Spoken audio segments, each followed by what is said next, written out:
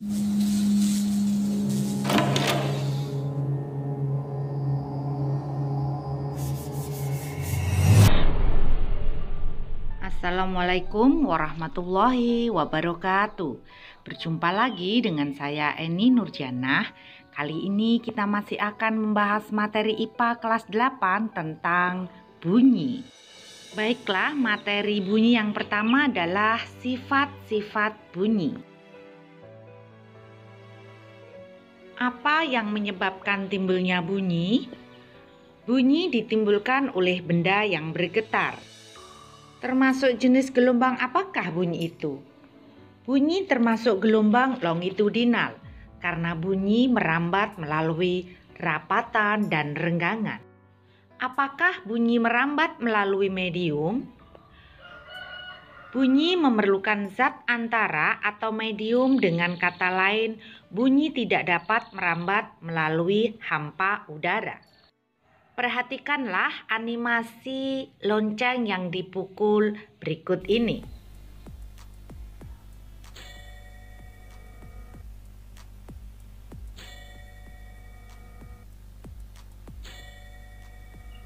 Nah, berikutnya ini adalah animasi bunyi yang merupakan gelombang longitudinal.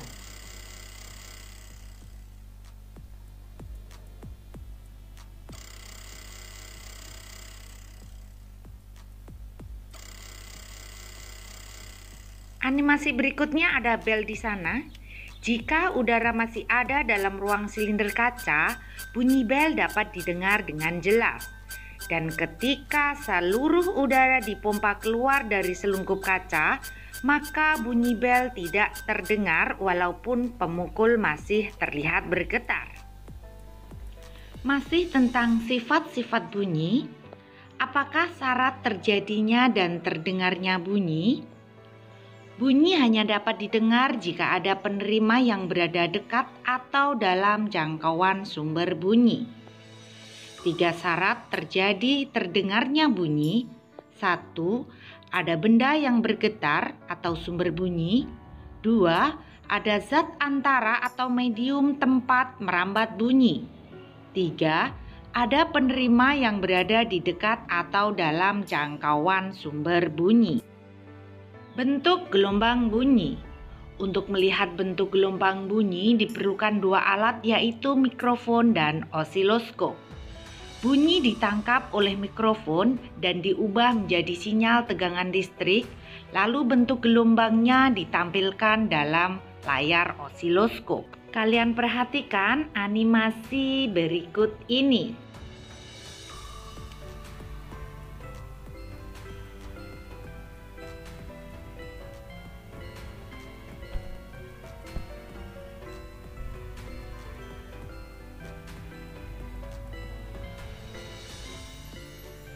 Baiklah, setelah sifat-sifat bunyi, berikutnya ada bunyi yang dihasilkan sumber bunyi. Apa hubungan nada dengan frekuensi bunyi? Nada bunyi bergantung pada frekuensi sumber bunyi. Makin tinggi frekuensi sumber bunyi, makin tinggi nada bunyi yang dihasilkannya. Secara eksperimen, hubungan antara frekuensi dan nada dapat dilihat pada layar osiloskop. Jadi, nada tinggi dihasilkan oleh frekuensi tinggi sama artinya dengan nada tinggi dihasilkan oleh panjang gelombang yang pendek, dan begitupun sebaliknya. Perhatikan animasi di samping ini. Nah, perhatikan tinggi nada bunyi pada garpu tala. Di sana ada garpu tala pendek dan ada garpu tala panjang. Tinggi nada bunyi bergantung pada panjang lengan garpu tala yang digetarkan. Makin panjang garpu tala yang digetarkan, makin rendah frekuensinya dan makin rendah nada bunyi yang dihasilkannya. Perhatikan lagi animasi bunyi dengan nada lambat dan nada cepat berikut ini.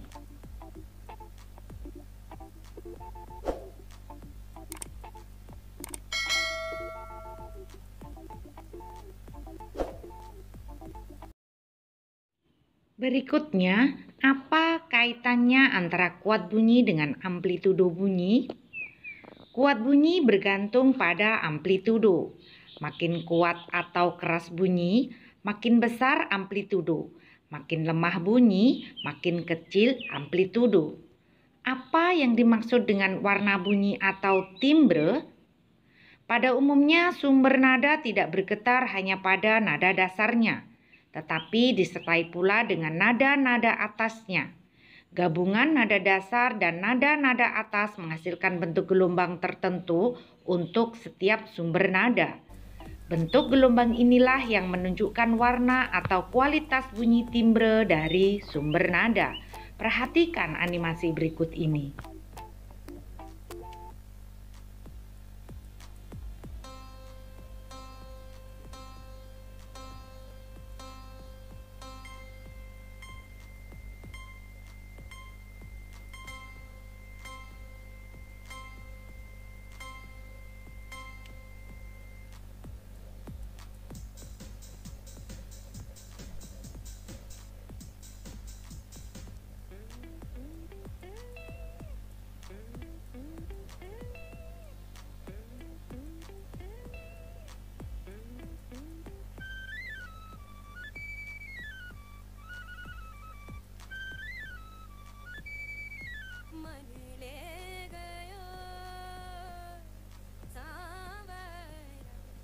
Bunyi yang dihasilkan sumber bunyi berikutnya ada nada.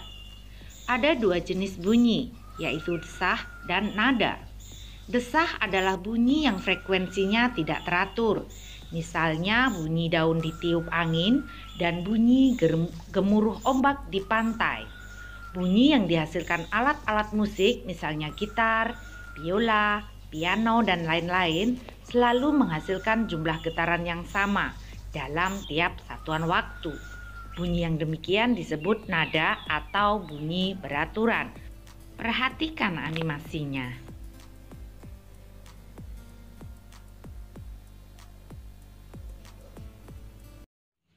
Baiklah, materi bunyi berikutnya ada resonansi. Apa itu resonansi? Ikut bergetarnya suatu benda ketika benda lain di dekatnya digetarkan disebut resonansi. Syarat resonansi adalah frekuensi benda yang bergetar sama dengan frekuensi alami benda yang ikut bergetar. Masalah-masalah yang ditimbulkan oleh resonansi. Dalam kehidupan sehari-hari, resonansi kadang-kadang harus diredam. Sebab jika tidak diredam dapat menimbulkan bahaya atau bencana. Sebagai salah satu contoh, ketika pesawat jet lewat dengan amplitudo getaran yang sangat dahsyat dapat memecahkan kaca-kaca gedung yang dilewatinya. Perhatikan animasinya ya.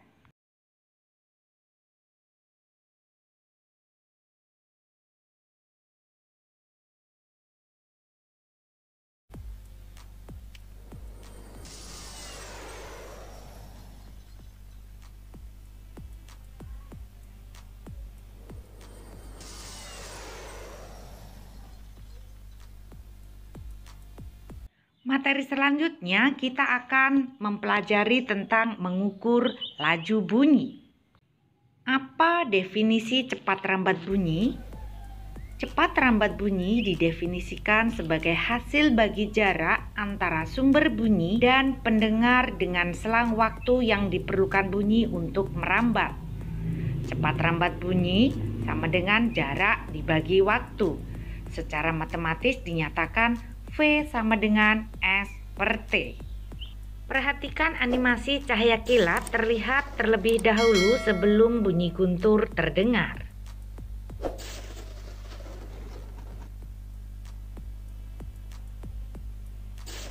Berikutnya, bagaimanakah cara mengukur cepat rambat bunyi? Untuk mengukur cepat rambat bunyi dapat diperoleh dengan menggunakan sebuah pistol mainan dan sebuah stopwatch. Mula-mula diukur jarak antara si pengamat dengan si penembak. Kemudian jalankan stopwatch saat kepulan asap terlihat dan mematikannya pada saat bunyi letusan terdengar. Perhatikan animasi di samping ini.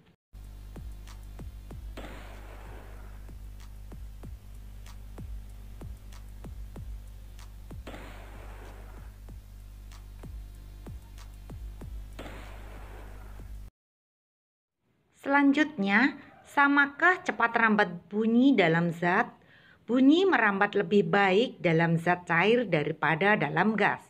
Bunyi merambat lebih baik dalam zat padat daripada gas. Tabel di bawah menunjukkan bahwa secara umum cepat rambat bunyi paling besar dalam zat padat, diikuti zat cair dan gas. Perhatikan juga animasinya.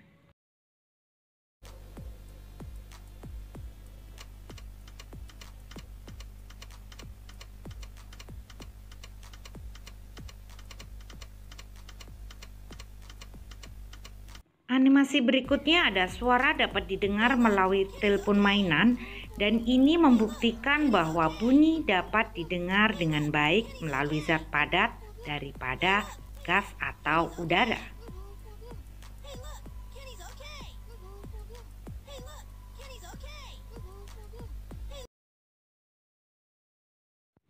Memasuki materi terakhir dari bunyi yaitu pemantulan bunyi dan pemanfaatannya. Hukum pemantulan bunyi. Hukum pemantulan bunyi dapat dinyatakan sebagai berikut. 1. Bunyi datang, garis normal dan bunyi pantul terletak pada satu bidang dan ketiganya berpotongan pada satu titik. 2. Sudut pantul sama dengan sudut datang. Untuk lebih memahami tentang pemantulan bunyi, perhatikan animasi di samping.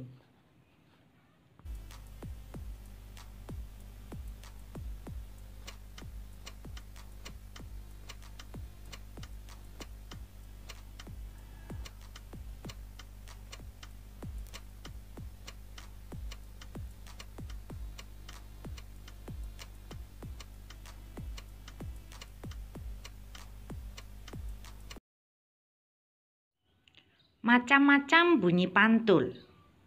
A. Bunyi pantul yang memperkuat bunyi. Ketika kita menyanyi dalam kamar mandi, suaranya terdengar lebih keras dibandingkan di ruang terbuka. Suara pertunjukan musik dalam ruang tertutup lebih keras daripada di lapangan terbuka. Dalam kedua peristiwa ini, bunyi pantul memperkuat bunyi asli. Kuat bunyi yang kita dengar bergantung pada 4 faktor, yaitu amplitudo sumber bunyi, jarak antara sumber bunyi dan pendengar, resonansi, dan adanya dinding pemantul atau reflektor. Perhatikan animasi pertunjukan musik di panggung terbuka memerlukan sound system yang lebih kuat, karena di tempat yang terbuka jarak dinding pemantul bunyi cukup jauh sehingga pemantulan bunyi berkurang.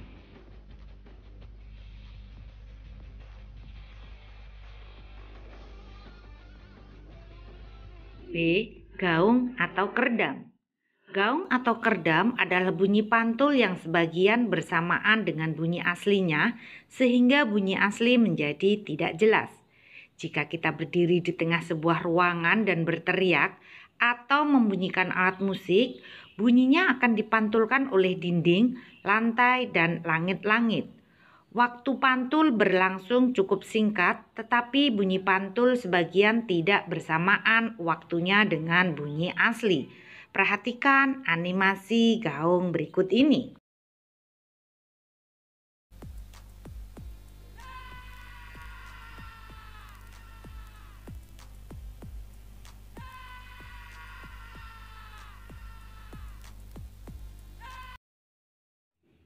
C. Gema.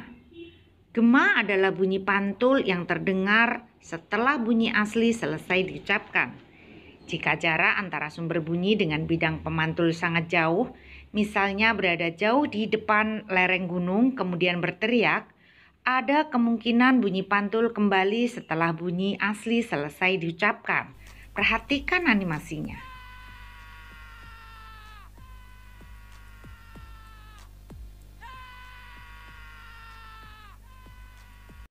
Berikutnya penggunaan ultrasonik oleh manusia. Sangat banyak sekali kegunaan ultrasonik bagi manusia. Selain dimanfaatkan untuk kacamata tunanetra, juga bisa untuk mengatur kedalaman laut. Pulsa ultrasonik dipancarkan oleh instrumen yang dinamakan fatometer. Ketika pulsa mengenai dasar laut atau kawanan ikan, pulsa tersebut dipantulkan dan diterima sebuah penerima. Jika pulsa pancar memerlukan waktu lama untuk kembali ke penerima, berarti lautnya dalam. Dan sebaliknya, jika pulsa pancar memerlukan waktu singkat untuk kembali ke penerima, berarti lautnya dangkal. Perhatikan animasi berikut.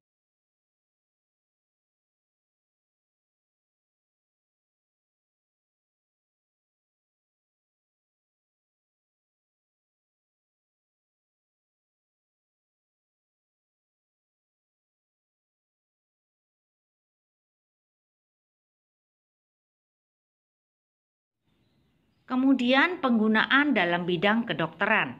Pemeriksaan untuk melihat bagian dalam tubuh manusia dengan menggunakan pulsa-pulsa ultrasonik dinamakan pemeriksaan USG atau ultrasonografi. Pada animasi di samping menunjukkan bagaimana sebuah piranti yang digerak-gerakkan di atas kulit perut ibu yang sedang hamil menampilkan gambar sebuah janin di layar. Perhatikan gambar berikut ya. Nah, demikian tadi materi tentang bunyi. Semoga bermanfaat. Terima kasih. Wassalamualaikum warahmatullahi wabarakatuh.